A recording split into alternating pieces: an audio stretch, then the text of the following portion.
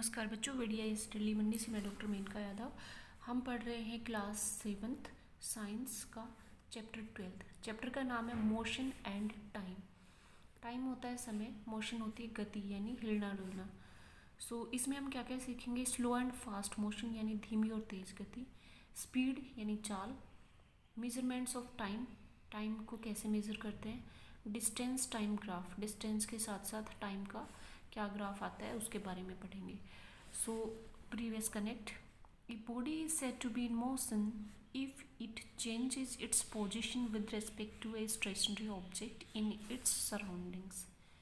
कोई भी body, body का मतलब है कुछ भी चीज़, जैसे कार हो गया, साइकिल हो गया, बाइक हो गया, या कोई भी चीज़ हो गई, आदमी या पशु हो गया, तो उसको मोशन में बोलेंगे अगर वो किसी एक रेफरेंस के साथ में इसकी पोजीशन चेंज करती है। It is said to be at rest if it is doesn't change its position with respect to a stationary object in its surroundings.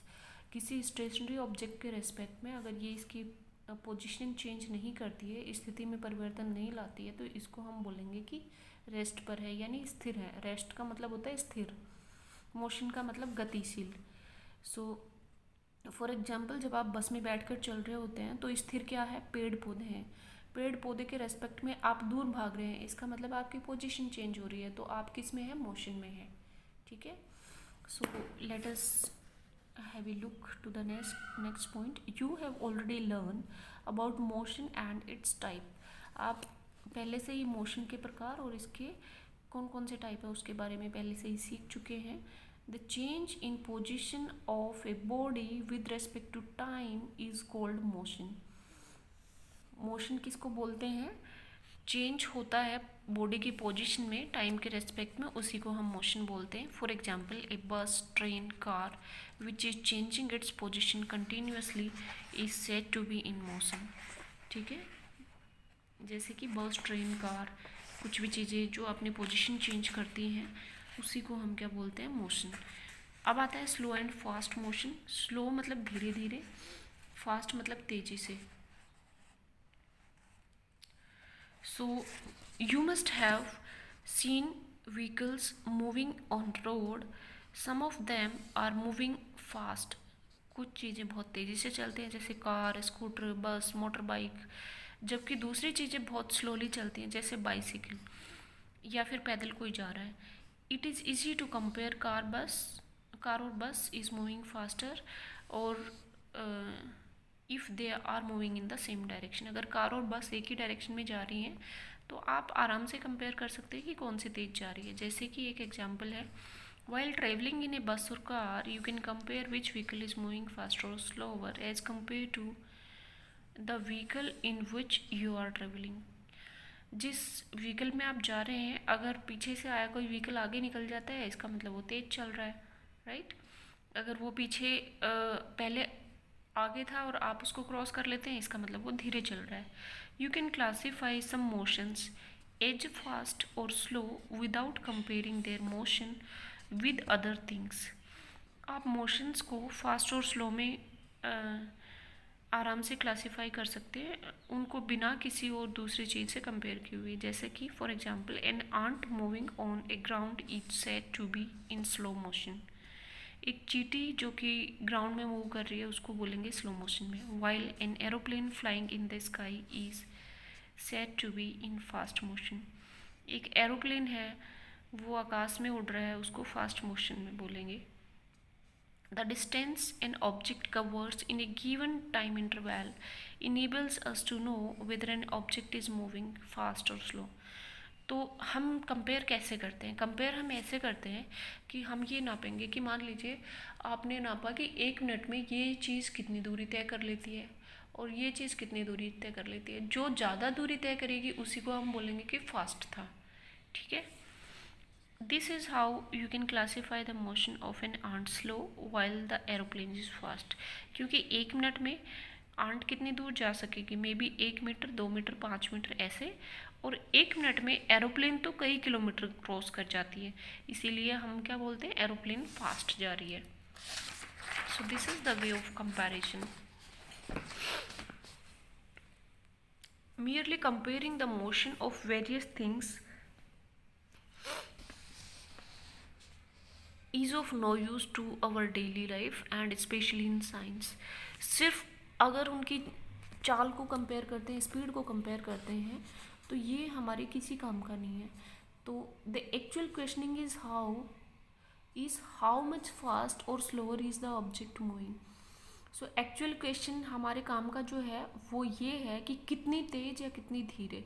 जैसे कि मान लीजिए ये चीता है और इसके पास में एक शिकार है, तो ये कितनी तेज़ी से दौड़ रहा है कि वो जो शिकार है उस तक पहुंचने में इतना टाइम लग जाएगा. क्योंकि अगर उसको बचाना है तो उसी टाइम लिमिट में बचाना पड़ेगा. मान लीजिए ये दौड़ रहा है 5 किलोमीटर पर आवर की स्पीड से और जो शिकार है वो दौड़ रहा है 3 किलोमीटर पर आवर की स्पीड से, और शिकार पहले से ही 2 किलोमीटर दूर था. अब आपके पास जो टाइम बचा है वो सिर्फ 1 घंटे का टाइम है उस शिकार को बचाने के लिए, क्योंकि 1 घंटे के बाद ये उसके पास आसानी से पहुंच जाएगा. राइट, 2 किलोमीटर पहले से ही था, 1 घंटे में ये 5 किलोमीटर तय करेगा और शिकार 1 किलोमीटर, सॉरी 3 किलोमीटर. तो शिकार भी यहाँ इसकी दूरी से 5 किलोमीटर की दूरी पर रहेगा और ये भी. तो वो जो 1 घंटा है उसमें ही आपको बचाना है अगर बचाना चाहते हो तो. So the actual question is how fast और how slower is an object moving. To find out the answer to this question हमें क्या करना पड़ेगा, हमें मेजरमेंट लेना पड़ेगा मोशन का, किसी भी ऑब्जेक्ट का. तो अब आता है स्पीड. स्पीड क्या होती है, इसी का मेजरमेंट है कि कितना फास्ट और कितना slow. Motion of an object can be measured in terms of speed. कोई भी मोशन है उसको स्पीड की टर्म्स में मेजर करते हैं. Speed is the distance covered by an object in unit time. It means slow moving objects move at slower speed and fast moving objects at higher speed. ये speed का formula है. Total distance कितनी cover की और total time कितना cover किया. तो इसको आप मीटर या किलोमीटर में लेते हैं, इसको जनरली आवर्स में लेते हैं, पर आप मिनट या सेकंड में भी ले सकते हैं. तो जो टाइम यूनिट एक के लिए लेंगे वही टाइम यूनिट दूसरे के लिए लेंगे. ये ऐसे ही है जैसे कि रुपये और पैसे दोनों को आपस में कंपेयर नहीं कर सकते. अगर कंपेयर करना है तो दोनों को या तो रुपए में चेंज करो या फिर दोनों को पैसे में चेंज करो. फॉर एग्जाम्पल मोहन के पास 5 रुपये है और सोहन के पास 100 पैसे हैं, तो ज़्यादा कौन सा हुआ, 5 रुपये. हमने कैसे फाइंड आउट किया, क्योंकि 100 पैसे को पहले हमने रुपए में कन्वर्ट किया जो कि 1 रुपये बनता है, और अब बड़ा कौन सा है वो फाइंड आउट कर लिया. तो ऐसे ही अगर ये मीटर पर सेकंड में है तो दोनों के लिए metre per second, kilometre per our में है तो kilometre per hour. It has to be same. तो मीटर पर सेकंड एक्चुअली आपकी एसआई यूनिट्स हैं. सिस्टम ऑफ इंटरनेशनल यूनिट्स को एसआई यूनिट्स बोलते हैं. मतलब अंतर्राष्ट्रीय स्तर पर ये मान्य यूनिट्स हैं. ठीक है. किलोमीटर पर आवर बहुत, क्योंकि मीटर पर सेकंड में अगर आप मेज़र करेंगे तो एरोप्लेन की डिस्टेंस, बस की, ट्रेन की, ये बहुत बड़ी हो जाती है, मतलब बहुत ही टेडियस होती है. तो आप क्या करते हैं, किलोमीटर पर आवर में उनको मेज़र करते हैं. ये एक एग्जाम्पल है. मान लीजिए एक कार 100 किलोमीटर 2 घंटे में दूरी तय करती है, तो इसकी स्पीड आपको फाइंड आउट करनी है. फॉर्मूला क्या है, डिस्टेंस कवर्ड. कितनी है डिस्टेंस, 100 किलोमीटर. टाइम टेकन कितना है, 2 घंटे. तो स्पीड कितनी आ गई, 100/2, 50 किलोमीटर का किलोमीटर, आवर्स का hour. So 50 kilometre per hour, ये आपकी स्पीड आ गई है. सो इसको केम पर एच से भी डिनोट कर सकते हैं, आर की पूरी लिखने की बजाय. It means that car is moving with a speed of 100 kilometre per our, but it is also a fact that during the 2 hours of traveling the car may have moved slower than this speed for some time or moved faster than this. So without taking in account it has moved faster or slower, we consider it moving with a constant speed. इसको ही हम average speed बोलते हैं.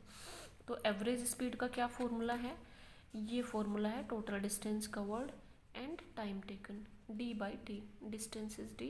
जो हम speed बोल रहे थे उसको हम एवरेज स्पीड बोलेंगे.